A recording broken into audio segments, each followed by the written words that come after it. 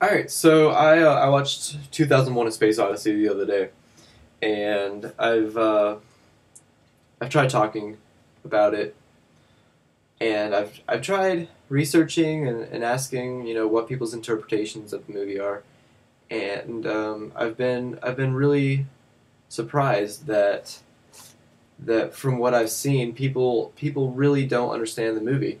I felt like when I watched it, I watched it for the first time. I didn't look into any research. I didn't, I didn't look into the background of Stanley Kubrick or anything like that before I watched the movie. But when I watched the movie, I felt, I felt like I got it entirely and completely. And what I understood from that movie has been so radically different from what I've seen. I've seen a lot of people take like really nitpicking parts from the movie and say that's like a really grand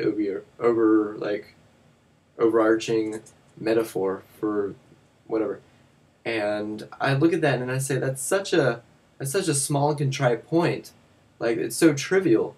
I don't understand how you could be making that point. It seems like a lot of people actually don't understand the movie. So I'm making this video because I want to talk about how I interpret the movie.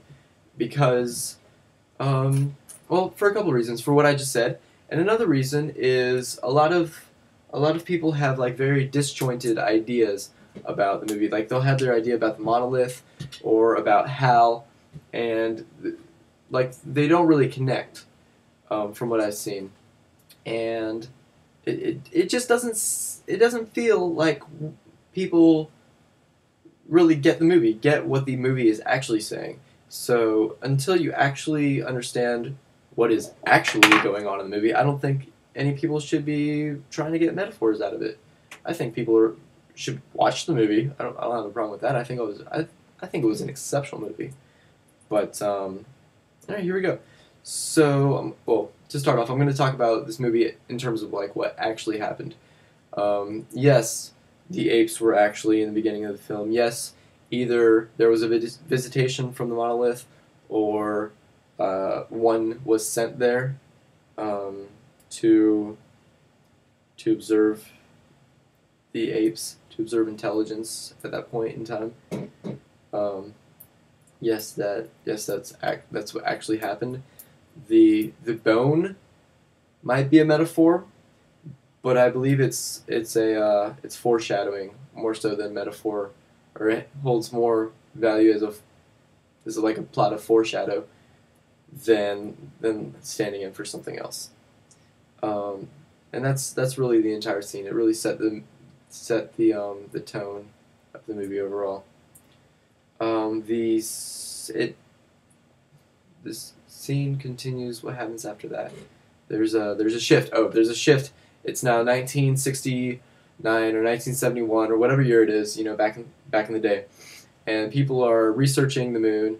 They've discovered the monolith. They go to investigate, and that monolith acts as like a second tier of intelligence. Once intelligent life leaves the planet, you know, like the monolith at that point knows how advanced that race is, because once you get to the moon, it's a milestone, and that's what's going on there. And I believe I read or I saw an interview with what's his name? He's a very funny Asian physicist. Actually, he makes a similar point as I do.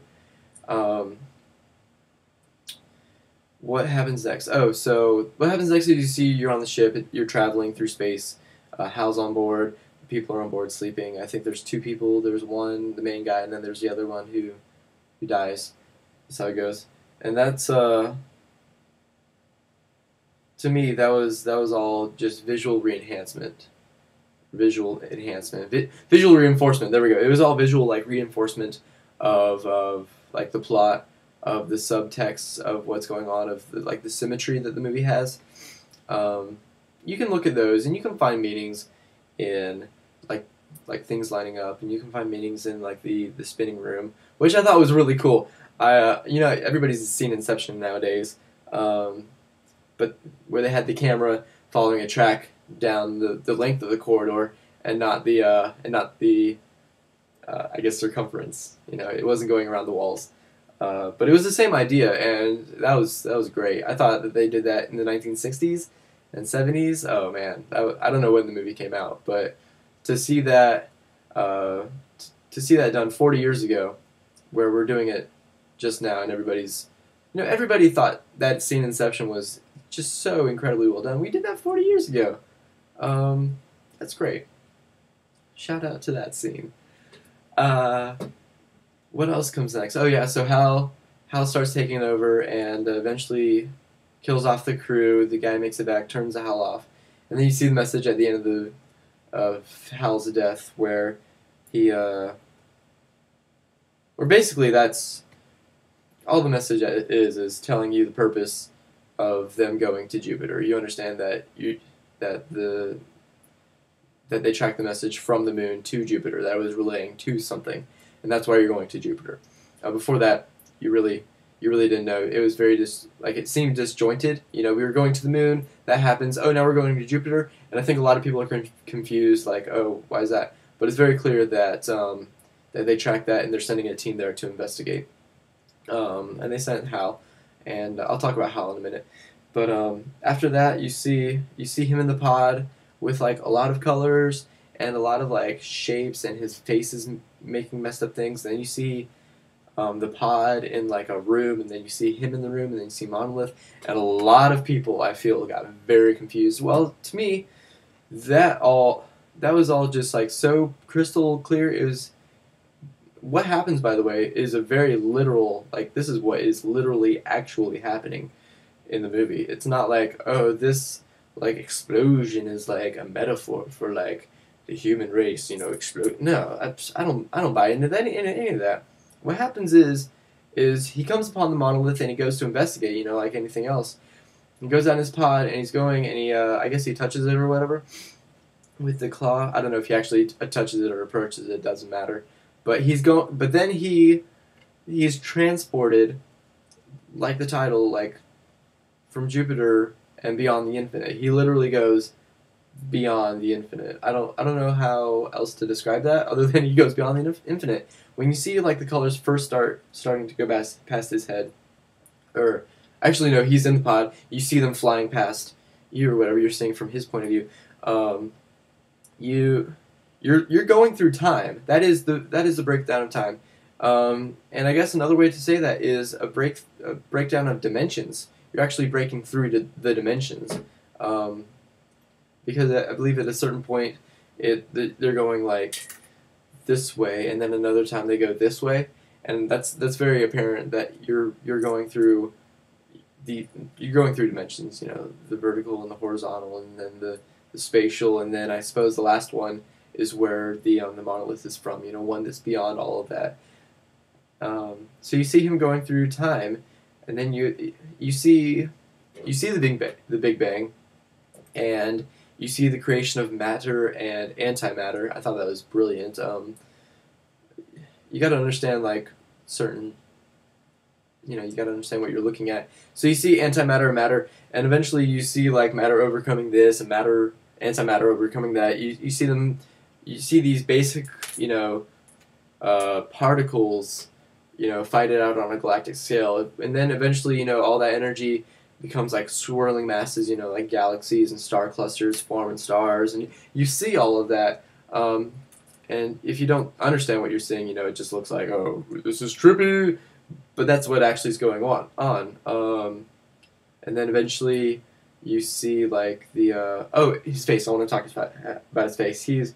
He's having a hard time coming to grips with what he's seeing. You know, his face is making all these like contorted shapes. You think he's in like fear or something. No, he's just that's what's on his face. Your face would look like that too if you just what we imagine is warping through time and seeing everything. That's not what it is, but the movie explains it better.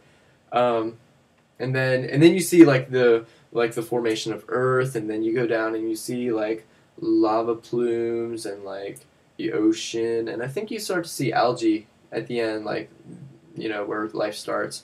But another big thing that people are confused about is like his color shifts. I read a review where he thought the color shifts were symbolic of like having a new eye. And I suppose my screen just turned off. I suppose that's an acceptable answer. It's not what it is though. Like you're seeing him break through wavelengths and see like the actual colors form. You know, I thought that was pretty cool. He sees everything in red and then in yellow and then in blue and then in green and I don't know what the actual order is, but it's very clear that you see these actual you see the formation of something as simple as light and dark, and then like the breakdown of like the light spectrum, and you see the breakdown of everything. You see the breakdown of the entire universe. And that's what he's saying. And after the breakdown, after like the formation, I should say, not the breakdown, but after you see the formation of the entire universe from start to essentially where he's at present day, he you see a room and you see the pod, and a lot of people are confused with like what's the pod doing there, what's he doing there, what's the monolith doing there, and to me that just made perfect sense. You see the pod in the room because obviously the monolith is an intelligent being. He is either a creator or one who is simply outside of the equation of the universe. You know how you place yourself outside of a conversation. It's literally the same thing with this monolith. You can call it God. You can call it a supernatural being. You can call it an other dimensional being. In any case, I'm gonna say I like the word other dimensional. I like that he breaks through like the dimensions of time, and something like that simply doesn't mean anything to it. I shouldn't say him. I should say it. So it addresses the pod, assuming it's the intelligent one, and basically those dark mumblings you hear is it communicating to the pod, and it says if you basically if you're the intelligent life here, if you found me, this is an acceptable room, based on what I know, and the pod doesn't respond, and so it asks again. It's like are you the intelligent life, and it doesn't do anything. But then the monolith realizes, or comes to a conclusion that the pod is not the intelligent life. It's actually a human inside. So then it's like, oh, and then it puts the human inside the room. It's like, oh, you're in a room. And the human looks around, and it's like, oh, okay, we got this figured out. So you see him in a nice room, and basically, all he's doing there is he's living out the rest of his life. That's all it is. He's living quite outside of time, and sometimes you see him in multiple parts where there's like a break in reality, but really that's showing is that he is living quite literally outside of time as we perceive it. Now his body does eventually decay, and he grows old and stuff, and you see that, but in all aspects where he's outside of time. So you see him on his deathbed, and you see the monolith there, and I thought that was a great scene. You see these two intelligent beings. One's an intelligent being from simply another place, another time, another universe, another dimension. It doesn't matter what you say, and you see him, and we recognize him, and they understand each other, and I understand that they understand each other because the monolith realizes. That's a horrible word to say. The monolith knows he's going to die. He knows he's going to die, and they pay their quiet respects to each other at the last moments of his life. But then right after that, you see him die. But then his what we consider your soul or your being or your intelligence, that is transferred to to the artificial body, and to the whatever you want to call it, the celestial child, or whatever you want to call it. It's transferred to that, and that's him. He's still there. He's not alive as we see it, but he is there, and he is placed, or he comes to outside of our world. I believe he's placed there, and that's where he is. He's forever looking upon the planet that he adores and cherishes, that he loves, and it's very apparent that that's a space odyssey, just like Odysseus had an odyssey. That's an odyssey through space.